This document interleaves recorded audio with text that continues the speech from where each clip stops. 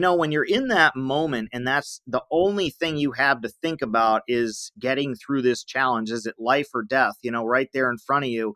When you look back on those times, you realize that you had a clarity of mind, a clarity of purpose, that you were living in the moment in a way that you just really can't experience very many other ways, if ever, in life.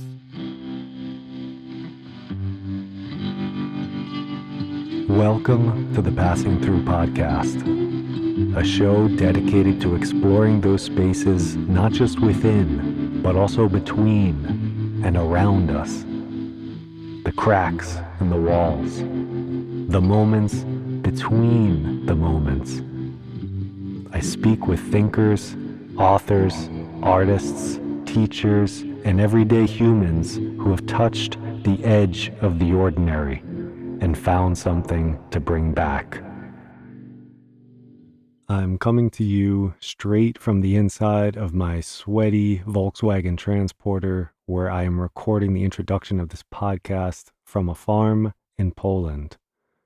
As it's hot, I'm going to try to be brief. You should also know that since I've entered this van, for some reason people in the distance decided to fire up some chainsaws, and there are a pair of dogs who are now circling the van and barking loudly. So you may hear some sonic disturbances during the introduction. Please bear with me. There are some people who don't just photograph nature. They enter it. They disappear into it and let it possess their very way of seeing. In this episode, we step into the wilderness with legendary landscape photographer Marc Adamus. His images have graced the pages of magazines like National Geographic, Outdoor Photographer, and Popular Photography, to name a few. But more than prestigious awards or publications, it's Marc's presence in wild places that sets him apart. Known for chasing light across storming glaciers or trekking alone in the heart of Alaska to bring back scenes that look more like dreamscapes than photographs, Marc is a rare kind of artist. He's part adventurer, part storyteller, and a bridge, bringing people into deeper contact with the incredible beauty of our planet. In our conversation together, you'll hear us discuss Marc's new book, his solo expeditions into extreme and uncertain terrain, story, and how the wilderness can teach us if we're willing to listen. We also explore topics like the pursuit of beauty, the mystical, more liminal aspect of photography, which involves entering into dialogue with nature, feeling into the personality of place, as well as artificial intelligence and what it might mean for art and photography. If you want to learn more about Marc, you can visit him on his website at marcadamus.com, or you can find him on Instagram or wherever you consume visual media. If you want to take one of his trips, Marc leads expeditions all across the globe, from the Himalayas to Greenland to Alaska to Patagonia. I even went to Patagonia with him, so I can vouch for his trips and say that they are pretty unforgettable, beautiful experiences. These trips range from day trips to intensive multi-week wilderness treks. So whatever you're seeking, Marc probably has something suited for your needs. So feel free to go check him out. All the info you'll need to find Marc will be in the show notes. And as always, be good to one another. And 1, 2, 3. Cheese.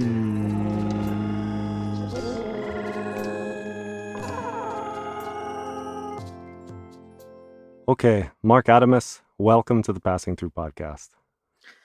Thank you, Danny, for having me. Usually I start with more formal questions, but I feel like starting with an easier one might be nice, just to see how you are and how you've been, because it seems like you've been really busy. You've just released your first book, The Way Home. So I was wondering if you wanted to talk a bit about that stuff and just life in general. Well, yeah, I do kind of like to stay more active for sure. My main business, obviously, and my main interest is designing really interesting expedition style trips to the ends of the earth. We'd go to all sorts of super interesting places, and I'm always creating new stuff, always trying new ideas, and so in that respect, I've been very busy. The book was about a year and a half in the making. It's something I had always really wanted to do deep down, but then when you dive into it, of course, these types of projects, they always do take longer, I feel like. I really poured my heart and soul into it. It's a written book. It's not just a photo, coffee table book, although there is a lot of that. It's a big, oversized fine art collector's book, but it's about 80 pages of text about my life, image stories, behind the scenes, thoughts on the state of the art, just all sorts of stuff in there. And then with the proofing and the printing and the hand binding of the books and everything, I mean, it just, it took quite a while. It was something I really felt like I had to do, had to get out there, and I'm really excited about it. Yeah, awesome. It sounds great. It's a topic that I want to explore a bit later in the conversation, this intersection of storytelling and photography. So I love that in the book you also have written stories and things like that to weave that through. And yeah, so that's great. But for folks who may not be so familiar, you are one of the most recognizable landscape photographers in the world. But I'm curious to take a step back a bit and talk about maybe what first drew you to landscapes. Was it that nature pulled you into photography, or was it the other way that photography pulled you towards nature? Well, it was definitely the former. I was guiding wilderness trips and designing wilderness trips for friends of mine, both mountaineering trips and also long distance adventures, to really remote areas from a very young age. School just really wasn't my thing. I just wanted to get out there. Always had an interest in geography, in meteorology, in just finding out more about the natural world, travel. When I was a little kid, I used to try to convince my parents to go to the local AAA automobile club and pretend like they were going on a trip so that they could get all these free guidebooks to every different state and province, across the US and Canada. And then I would just take the guidebooks and I would just read those. So I was always interested in travel. Always interested in nature. I think later on, especially when as it got into my high school years, and started doing trips around our local forest, and it just progressed from there. Before long, I was climbing big mountains, and just loved the freedom. I guess was part of it.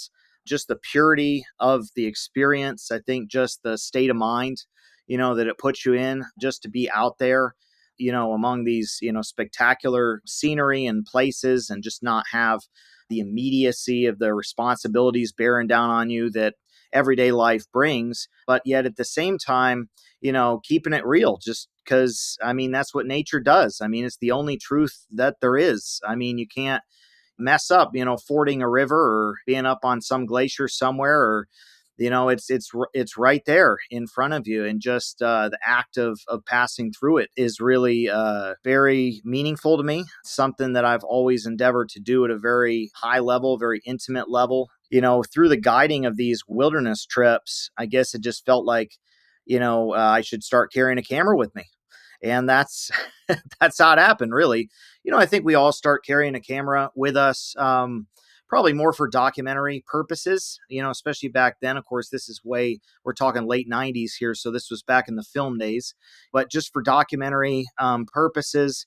I guess over time, I started getting more interested in the artistic side. There were certainly some things that led to that, some influences, inspirations. I always mention the late Galen Rowell as a big inspiration for me personally.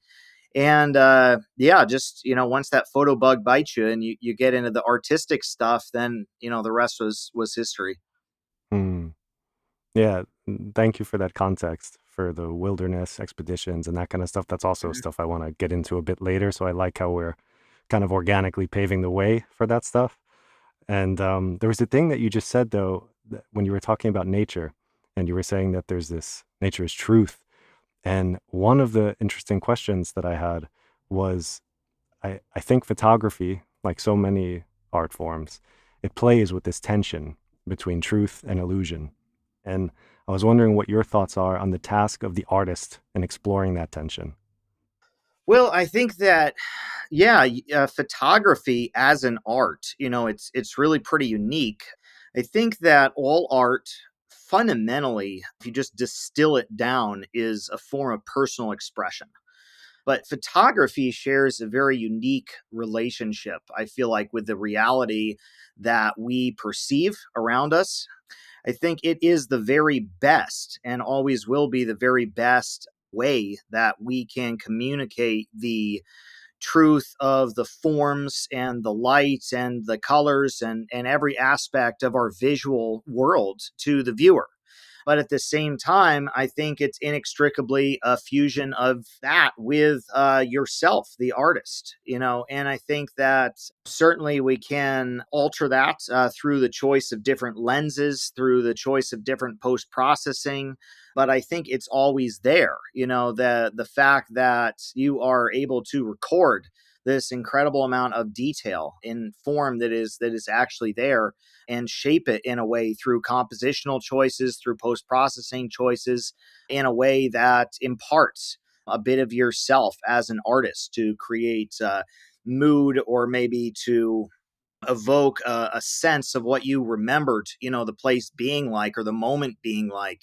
So I think it's a very interesting art form on that level, because nature in and of itself, of course, what I mean by nature is truth is that it is the world in its natural state. It's not gonna lie to you. It is what it is.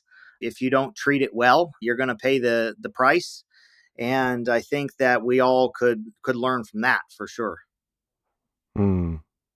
Yeah, thanks for that. That's I think important insights that you're sharing there, and it actually segues into another question I had down the road, but we'll go to it now since you're kind of there when you're talking about respecting nature, and we have to treat it right or else it will kind of bite back.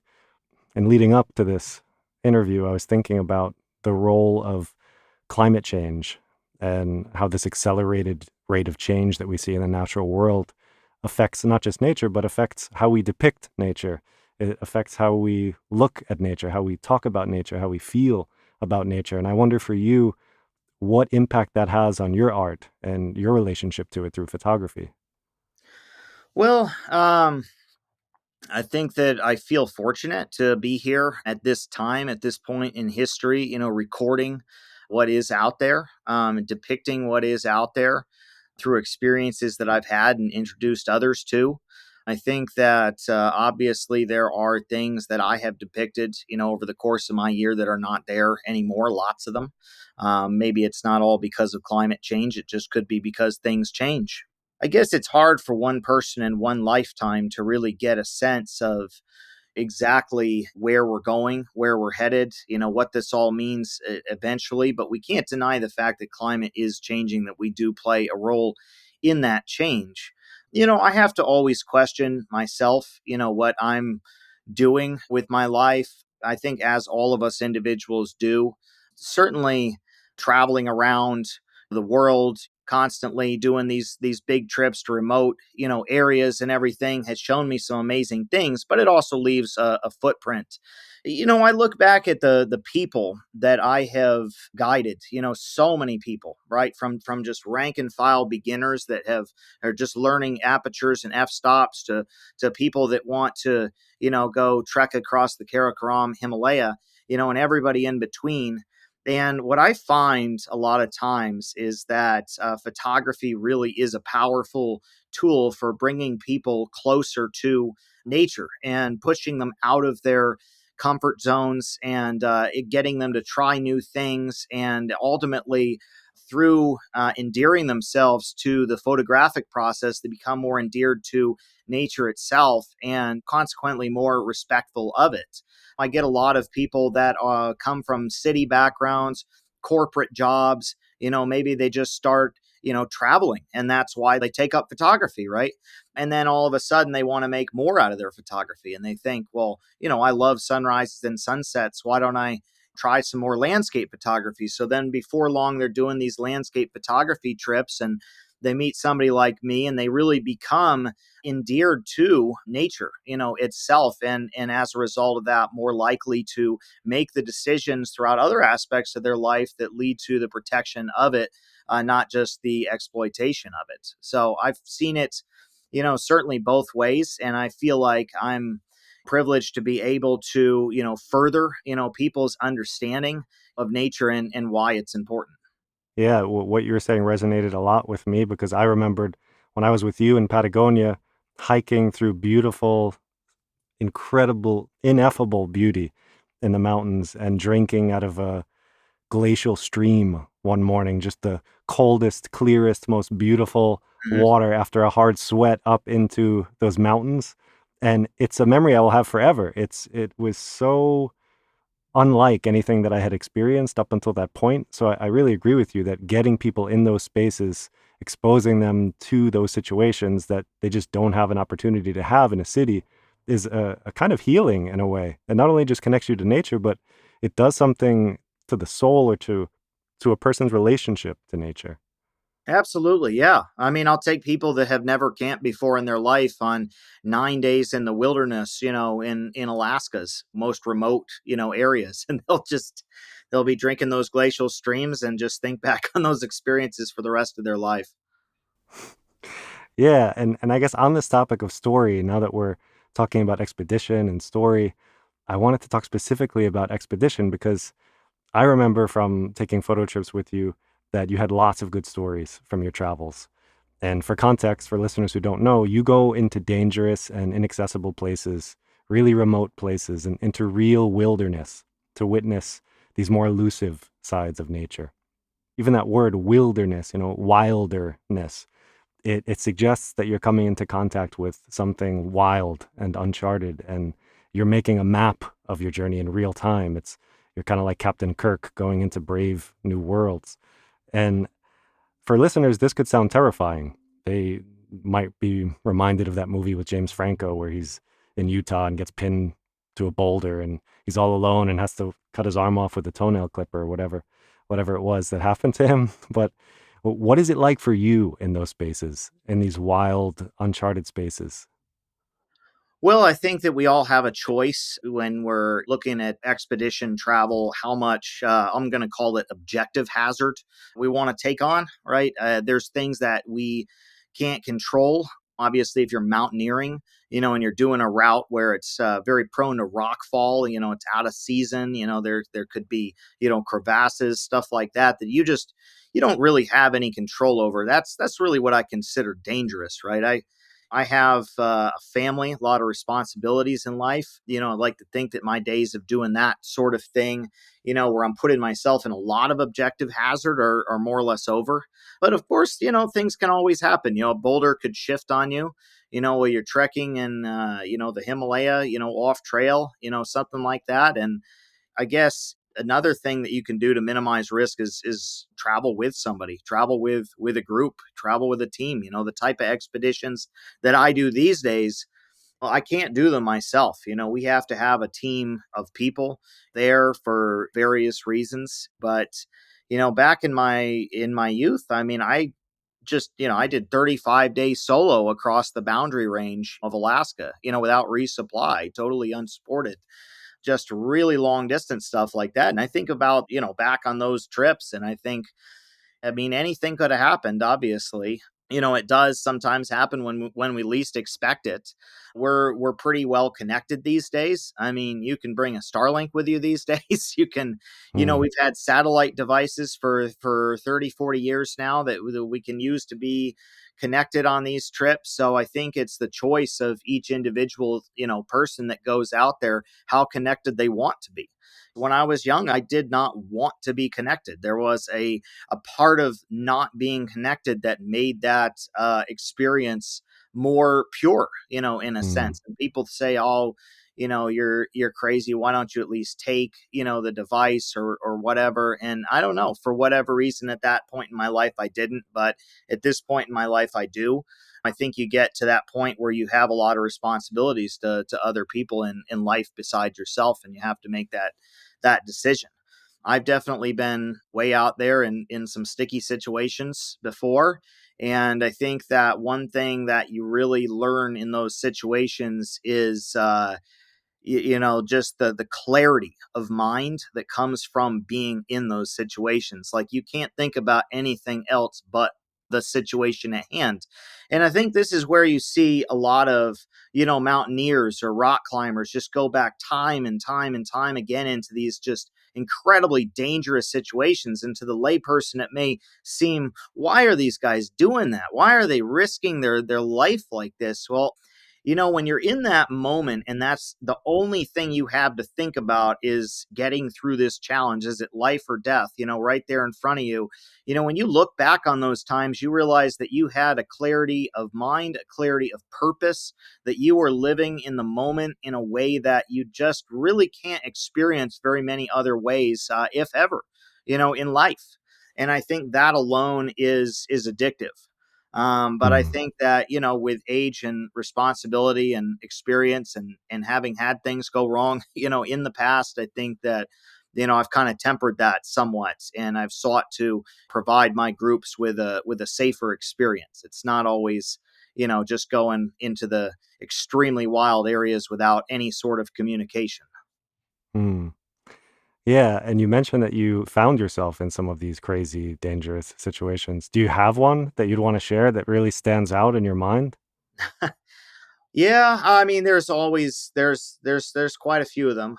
I'm not sure if "found myself" is the right word, but definitely you strive for these things to not happen. But I remember one time I was trying to shortcut a route. There was a long glacier that I had been trekking solo, and the stretch in the glacier looked to be fairly crevassed ahead of me. So I decided to detour off the glacier, and I thought, well, if I go down into this valley over here and I ford this river and come back up the other side, then I could probably avoid this section of glacier that I didn't want to trek across. So I did that, get down and I ford the river, and I get to the other side and I start looking up this slope ahead of me, and it didn't look so bad at a distance, but it was one of those just unfortunate situations where there was a lot of really steep shelfy terrain where there's this loose rock on top of hard rock. And if you've ever been out in a situation like that around glaciers, loose rock on top of hard rock is the worst possible scenario. And it's just like walking on marbles, and you really can't do much about it. And I'm carrying a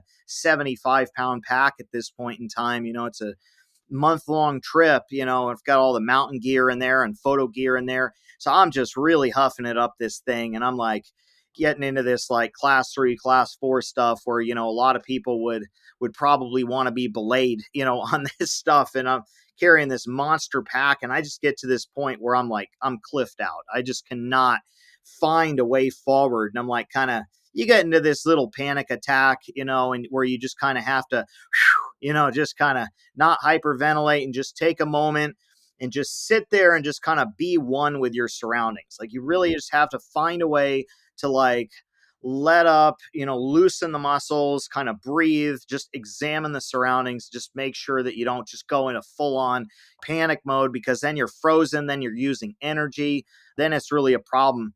And I finally made the decision that I could not climb this and I could also not down climb this, which is really the situation that you don't want to be in.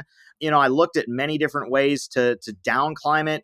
Of course, big mistake, right? You don't ever want to go up as something you can't get back down. It's always harder going down, especially with a lot of weight. So unfortunately, I realized the only way to get out of it was to drop my pack and just let it bounce down the cliff. I just had no other way, and of course, all my supplies are in there, camera gear's in there, tent, food, everything's in there. And I just let it go. I mean, it was such a situation that I couldn't even put my pack beside me. There was no space. I'm on a tiny little ledge just big enough for my feet. So I just undo the straps and just let it go. And I just watched that pack boom, boom, boom, boom, down a couple hundred meters, maybe, 1,000 feet, down to the bottom of this canyon, stuff flying all over the place, by the time it hits the bottom.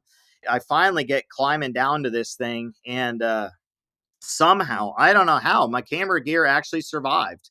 It was in the middle of my pack. It wasn't in the top of my pack, and it was inside a padded case inside the pack. And somehow camera gear survived. I lost my food bag. I'd lost some other things that kind of came bounced out along the way. It broke a couple zippers, broke a couple buckles on the pack. Nothing I couldn't fix though. And, spent the rest of the afternoon, kind of going around the slope, cleaning up stuff, looking for things, batteries, just whatever else came out. And cleaned it up and ended up actually taking the glacier route.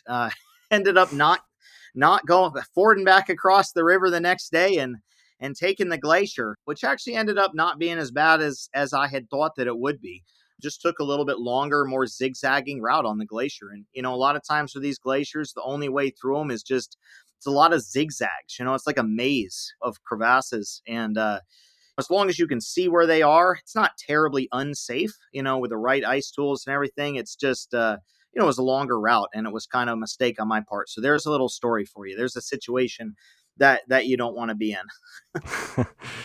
Yeah, thanks for that. I think storytelling can be really powerful to convey this sense of risk and not just risk, though, also the teachings there. There's a beautiful spiritual sort of teaching of letting go, that you Yeah, literally had to let go of everything. And if you wanted to yeah, survive, you needed to let go of everything.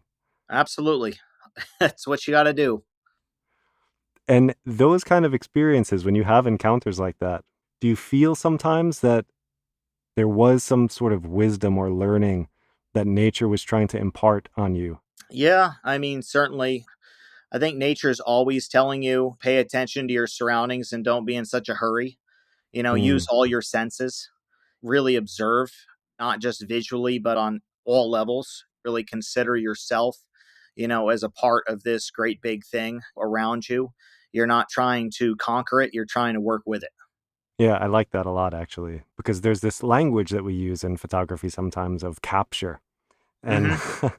it creates this weird rift between the photographer and the subject, which is nature. And it's not that we need to capture it. It's like you said, it's a collaborative thing where the eye is dancing in partnership with nature to try to see or for it to reveal beauty.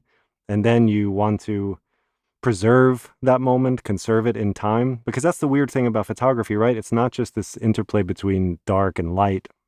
It's also this mystifying thing with time where it gives us this almost supernatural, weird power where we can just encase a moment in amber by just pressing a button on the camera. Yeah. So there's this mystical quality to photography that is very collaborative. And I don't often hear people speak about it so much. Yeah. No, absolutely. There is. We are the captures of time as well as the moment around us. I think there's a cerebral part to it, almost a sixth sense that informs us of, how and when to make the images that we make. I think that people use the word capture for an interesting reason. I think that there are some very deep parallels that run through hunting, fishing, traditional activities that mankind endeavored into, and photography. And I think that a lot of it can be traced back to a instinctual roots, if you will, to go into nature and to learn about nature and to learn about weather, the seasons, their place, time of year, everything, just in order to put yourself in the best position for that one thing, to come along and to capture it and to bring it back, much the way that our ancestors, would have done as a matter of sustenance. And I think that photography really delves into the heart of that instinctual desire, to go out into nature for this purpose and to, bring back something. So I think that that's why you see people use that word, and I don't think that it has to be, a negative word. But I think if anything, to be able to put yourself in a position to capture this moment in time, you have to recognize all of the learning and experience, that you have to accrue, and all of the listening to nature that will ultimately result in your ability to do that. It can't be just going to some iconic spot and having a pre-visualized image already in your head and then going to try to replicate that. I don't think that anybody that is doing that type of photography is going to be interested in photography for a really long period of time. I think the people that really find it more meaningful, over the long term are the people that really are fulfilling some instinctual desire to go out there and learn about nature. Yeah, that's really well said. Thank you for that. While you were speaking, I had this imagery of it's almost as though if you're really doing it the way you're describing, you are entering into a sort of dialogue with nature. You are 100%. aware you're aware of its seasons, you're aware of the clouds, you're aware of the time, the way the light's moving. You're listening and when you're doing that, you're almost then witnessing it. You are having this moment where it is revealing itself to you almost sacrificially in a way, where it's like, here, look at this. Get the picture of this. This is me expressing myself to you. And then we have that picture and we go to people and we say, look at this. I mean, it's a fascinating thing, actually, to think about what we do with photos. We take a photo of something we find beautiful, and then what we want to do just instinctively is share it with others and be like, look at this. Wow, look at this. And there's beauty in that to me, where it's like people, we want to share beauty. We want to witness it, we want to experience it, and we want to share it with others.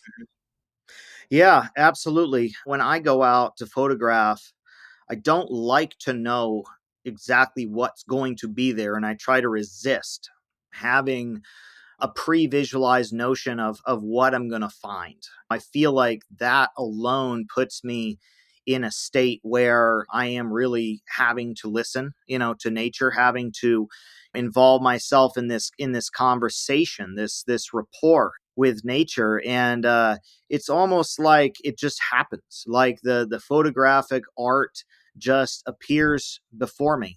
People ask me all the time on tours, 5 minutes before we'll take some great shot of something, they'll say, Mark, what are we doing? I have no idea. What lens should I use? I have no idea. Don't talk to me about that. Just listen. That's really the key thing. And that's why, as my career has gone on, I've enjoyed more than ever just being in, especially remote places where you can't Google a picture of these places. You don't know. It's the process, the joy of discovery that really puts you in that moment to have that conversation with nature. Too much of our lives are determined in advance. We have too much information these days. And that's another thing that wilderness really brings to enrich, our experience, is just to not have that constant planning, that constant information, that constant listening to your device, your AI on your phone that planned your whole trip for you and told you to go to all these places and everything. That's not really living. That's not really having that conversation. Hmm. Yeah, I really love that as well. It actually reminds me, earlier this week I was speaking to a Polish shaman, and he Interesting. he was talking about the ritual and the importance of ritual, and he was saying that when he's doing a ritual, people often think that in a ritual it's these pre-decided things, and this is going to happen, and you do this then, and you say this word, and you do this dance, and you bang the drum, and you wave the feather, and that's the ritual. But he said, actually, he described something that you were just describing. He was saying what you want to do is enter into a dialogue with nature where the mantra is, I don't know. I don't know what's going to happen. Hmm. I'm entering a kind of void, this place of the unknown. And in doing so, if I can let go, back to your story from before, it's like not knowing, letting go, and then something else comes. It appears. Like you said, suddenly this thing presents itself to you. And you, Absolutely. yeah, so it's interesting, this parallel between this. And I never thought of photography as a sort of ritual, but I think in a way it is. I think in a way it is. Yeah, absolutely. Almost all of my best photographs were completely unplanned. They were just, they're planned in the sense that I decided what region of the world to go to, but it's just listening to nature, and it's just reaction to what nature is giving you, and just having enough experience too, just with the art of photography and also the technical aspects of it, just to be able to release. I say the same thing about Photoshop. I say the same thing about art, in the other end of the spectrum, in post processing too. I feel like, of course, when you first start out, you have to spend a long time just mastering the technical basics, right? But once you have those technical basics mastered, once you know what's going to happen when you stroke the brush, it allows you to just be free and get into this flow state, where it's something else just guiding you. It's just the mood and the feeling that you want to evoke, from the image that is leading you along, and I think that certainly it doesn't start out that way, maybe, but there's certain technical knowledge that you have to do photography. We have to know the difference between f4 and f22. Obviously, there's some basic things, but once you get past that basic stuff and you kind of learn methods with which you can communicate with nature, then I think that it just becomes increasingly more just a conversation and just trying to live in the moment. And there was a related question to this, actually, being in the moment in these places, because often, based on the stories that you were just sharing, for some of these experiences, you were in a kind of, not only were you in a remote place, but you were in a state of, I guess, pretty extreme isolation from other humans and Yeah. solitude. And what effect does that have on you, on your cognition, on your emotional body, and your ability to listen and be in space when you're in those kind of conditions? Being around other people really depends on, whether that has an effect on your experience in nature. Really kind of depends on the type of people, what your purpose is, what your function is, in relation to them. Are you a guide, or are you just like-minded individuals that are all going out there for similar reasons, similar purposes? I think that obviously, like, when I say obviously, but it should be clear that when you're guiding, you have to stay grounded and stay connected, in the sense that you have a responsibility to other people to make sure that they are getting the most out of their photography, not getting hurt, getting the things that they need, right? While you're also yourself trying to enjoy those experiences. And there can be a little bit of a divide there. But at the same time, it can almost kind of be like having children in a way, just in the sense that you get to appreciate the experience from the perspective of these participants, these clients of yours that have maybe never had any experience like this before. And they are just, giddy with excitement, and they are just loving this, right? So it's more of a, you're getting this from them, you're sharing this with them.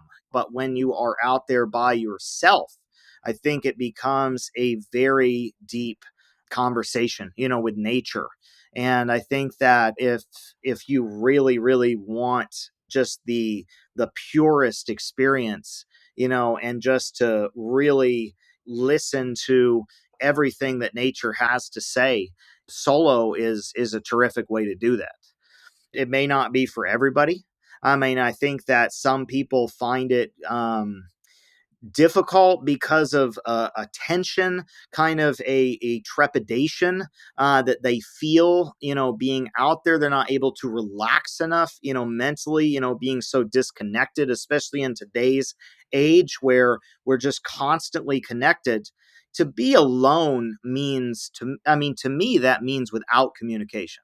To me, that doesn't mean that you're on your satellite phone or you're on your Starlink, every night talking to friends and family and surfing Instagram, because that's not a solo trip for me.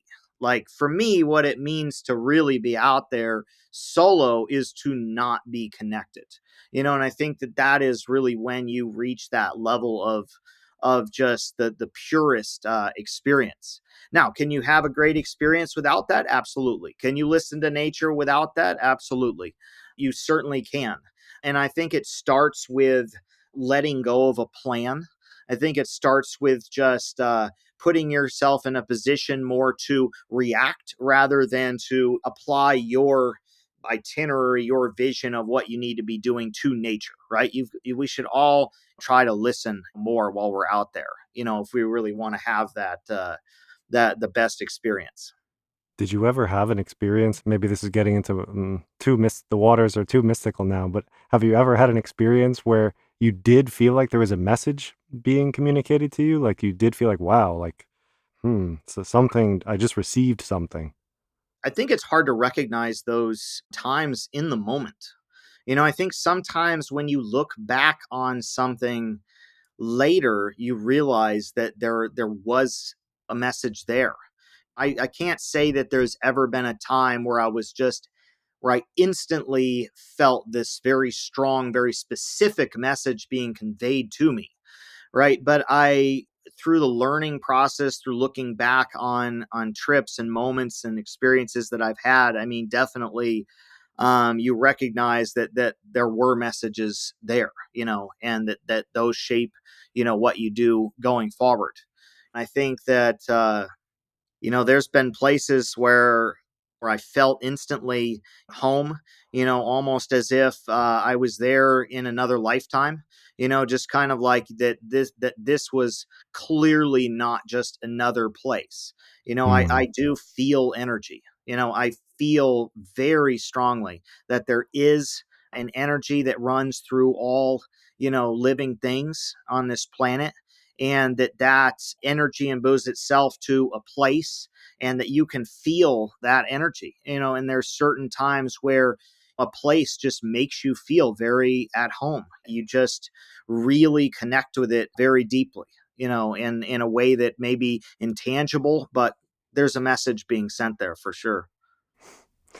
Yeah, it's great to hear you say that because I know you've been to so many places. So you're a Mhm. very interesting case study in this. And like, if we take a human being and move them all around the planet in various places, do they notice something special in certain places? And it Oh sounds yeah, like, 100%. 100% you do. Yeah.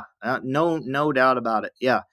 There's places that I've never even taken a photograph, where I've felt this way, about the place, and I just knew that I had to come back, and I just had to, like I'll give you Steens Mountain in southeastern Oregon. You just go to that place, and all growing up, I just did so many countless trips to that place, and I just kept coming back, and really wasn't and I would say not the most exceptionally photogenic area, but yet still like just a tremendously meaningful place, for me personally. In other areas like Patagonia fjords, for example, probably my favorite place on the whole planet, and just it was just love at first sight. If they say love at first sight, you can have that with nature too, and you can just feel that. yeah, yeah, cool. That makes sense to me. So it's nice to hear it. There's a question that I had. I don't know where to fit it in exactly, but it's lately I've been thinking a bit about AI and what AI means for things like photography, not just copywriting or literature, but also visual art now. AI is kind of penetrating this space. And I wonder if you think it has any implications for you and landscape photography in general. Yeah, I'm curious what your thoughts on AI are. Well, it's a big topic of conversation. I mean, there's a lot to unpack there. I mean, AI as a whole, I think, is a terrible idea.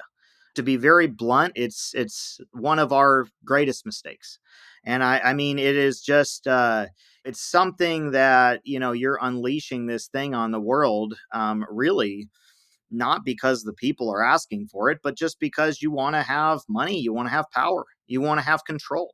Your corporation wants to be the one with the money and the power and the control, and that's it. It's just the story of humanity. It's just the story of humanity, writing their own end through the pursuit, of money and greed and power and control.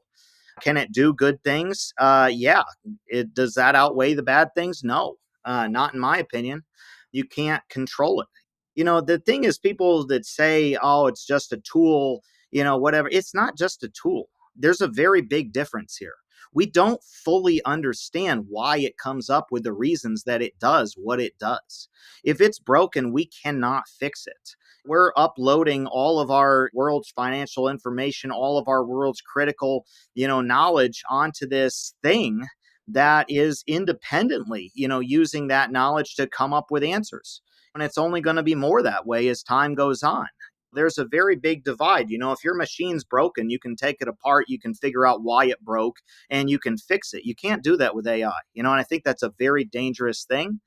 And I think that this generation has got some major questions that need to be answered in that regard. Now, as far as art, can it replace photography? No, it can't. Nobody's going to go on a 3 week long, trip to Antarctica and ask AI to create them some random picture of Antarctica. It's not their experience. The fact that photography is so inextricably linked to your personal experience with something, that moment in time that you lived, that you saw, that you appreciated, people are always going to want to have a means with which to capture that, right? And I think even as far as journalism or more, forensic use or more documentary use in photography goes, I think that there is enough need to be able to determine what is real and what is not real, that we will have that ability. If we have to have AI, one of the things that's good about it is that AI does a really good job, knowing what is AI and what's not. Right? I mean, you see lots of companies now have, all sorts of AI detection, software, programs that you can run to determine, you see a lot of camera manufacturers and, even in the phones these days, you can enable features that digitally encrypt your images in a way that you can use later to show, whether or not this was, a real image that came from a camera, at its very foundation, at least, right? So I think that for the people that want to know whether this is real or not, they're going to have that ability. Now, of course, we've seen people's ability to determine what's real and what's not. Let's just say it's not getting better, over time. And that's what happens when you flood people, when you flood life with technology that they don't understand, and you let that technology inform every bit of their life. Well, of course, it makes the population very easily manipulated. It's easy to manipulate people when you control their life with technology they don't understand, right? That's textbook. That's exactly what's happening now. And I think AI is very dangerous on that front there. But I think that also, if you're willing to do the research, if you're willing to really go down and look it up, you should always be able to determine what was a real image and what wasn't. So, and I think there's just too much riding on needing to know that, right? And when people really need to know something, they can find a way to know it. Even from a financial perspective, when there's money at stake, people need to know if an image sells at, Sotheby's or something like that. It, not moving away from photography, but just into digital art, in general. When an image sells for a lot of money, when people really resonate with something and it gets a lot of traction, goes to auction, whatever, there needs to be a way to know whether it's whether AI just dreamed this up or whether it actually came from the hands of a person, right? And the buyer is going to want to know that. The collector is going to want to know that.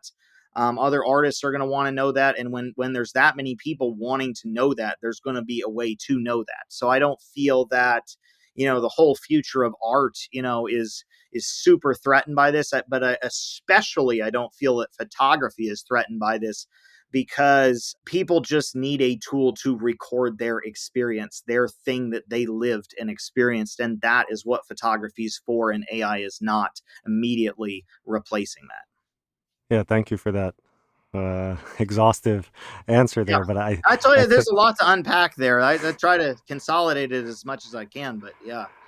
But I share many of the concerns that you do, not just in terms of the consolidation of power and how the people who do have the power or who do have access to those models and databases where they can start to manipulate them and omit certain pieces of information or bend and distort others to create narratives and play with our understanding, not just of what's real, but of what's true.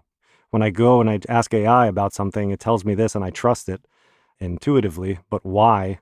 So it plays with our assumptions about what our technology is telling us and how it is impacting our ability to reason and think, not just about what's real, but what's true. But on a deeper level, what you're talking about is how does this interfere with our ability to negotiate what is art, even? Because now we have to ask ourselves those questions like, what is art in the face of AI? Can non-human intelligences make art? Like I don't know. Like certain bird songs, bird nests, mating dances can be great artistry in these things. So I want to believe that humanity doesn't have the unique monopoly on art, but something gets weird when it's a machine creating art. Like what is that? It's like a science fiction almost. Yeah, it's a never-ending debate, really. And I'm not even sure if I would, fall into one side or the other of that debate. I mean, certainly you can ask AI to assist you in some way to create some aspect of the vision that you have and use it as a tool. But ultimately, it isn't just that. And I think that's what makes AI different than anything that's come before it. I mean, I really believe that when humanity's time on Earth is over, you will look back at a before, all of human history as before AI and after AI, and those will be the two parts of human history. I think that it is that big of a thing, and I think that it will shape life that much, and people will have to learn how to live and learn with this thing that is in some aspects independent and in the future will become even more independent. It's a really big thing. At its core, I think art is personal expression. It's what you put into it as the artist. If you're just writing a prompt, and having AI create something, do I think that's art? No, I don't. I honestly don't. But, some people may disagree with me, and that's fine. We can have that conversation. There's nobody's ever 100% agreed on exactly, what defines art. So, that's really all I have to say about it. I think that there's a lot of questions that remain, unanswered there, and it's an interesting time to be alive. It's an interesting time to be an observer of this massive change that humanity is undergoing through this process. And if nothing else, it's fascinating as a father too. Just watching my son. He's going to be going off to college, not knowing what he's going to do. We don't know what jobs are going to be there in the future. We don't know very much of anything. We just have to be ready for constant change these days. So it's an interesting and exciting time, if you want to look at it that way. Yeah, for sure. It's paradigm shift. It's we are in uncharted territory. Yeah, for sure. I know we're getting close to time, so I wanted to reserve some minutes for you. Usually, I ask the guests if there's something that's been on their mind that they wanted to share, a thought, a story, anything, a question. And also, if there's anything that you want to promote, if you want to tell people where they could find you, maybe you have some expeditions coming up. I know the book is available, so I just want to give you the floor for that stuff. Okay, yeah. Well, thanks. We did talk about the book a little bit. Certainly, we got quite a few different stories in here today. There's that fun stuff there. I'm always doing new things. I think I'm always trying to search out new ideas for places to go, different cultures, histories, just every aspect of travel. Is important to me. Traveling as much as I am, I've gotten to build a lot of really interesting connections and friendships around the world to different people and places. But at the same time, I always desire to lead new trips, to new places. And I think that just talking with people, getting to know people that live in those places, developing that rapport is a really enjoyable part of that process for me, and really is very fulfilling. It's one of the things that makes life, most fulfilling for me, is to be able to get to know new places, new people, and design these types of trips that really get people to the ends of the earth, to the stuff that they're not just going to find on Google, to the stuff where they're really going to have a new experience. And I am too. So, in regards to our expeditions, we do all seven continents every year. It's different all the time. We're always coming up with new ways to see things. I spend a lot of time on boats myself. I spend about 5 months a year on boats around the world. I really love the experience of boating, because here's a great way you can be with a group in a very remote area and really eat, sleep, and breathe photography, and just, be out there, with nature, away from civilization, and everybody kind of as a group on this mission together to just experience and to involve themselves in the arts of photography. So yeah, we go to Patagonia fjords, like I said. We go to Antarctica, we do New Zealand, Norway, the high Arctic, Baffin Island, all over the place. And we do a lot of camping trips. We do backpacking trips too. I think one of the misconceptions about my expeditions is that they have to be physically very difficult. They don't. We have trips for everybody, all ability levels. Feel like a lot of times people that are less physically capable do feel more intimidated by just entering into that conversation, with nature, and to really going out to these super remote places. That may be true, of course, but if we were backpacking, 50 miles to get there. But there's other ways, to get people out, involved in these places, involved in nature, so that everybody can be there and really appreciate, what it has to offer and what it has to say to them. So I would also say that, yeah, my trips are not just for those hardcore athletes, although we do have some of those trips too. You want to see the best mountains on earth, come to the Karakoram with me. But yeah, I mean, we've got something for everybody. And I really enjoy the process of putting together really unique trips, just because of the people I meet along the way, and also, the nature and the experiences that we have. Yeah, and I can speak personally, having been on a few of those trips. I can speak to how engaging they were and how memorable they were. And, I think what you do is amazing and you do it well. So I'm grateful that this is something that people can experience, because I do think, as you said, it's a doorway for people to get in closer contact with nature. Absolutely. So thank you, Mark. Thank you for passing through today. Thank you for what you do. Thank you for your art. Thank you for everything. It was great to catch up and spend some time with you. Thanks so much for having me, Danny. I appreciate it. Hope you're doing well.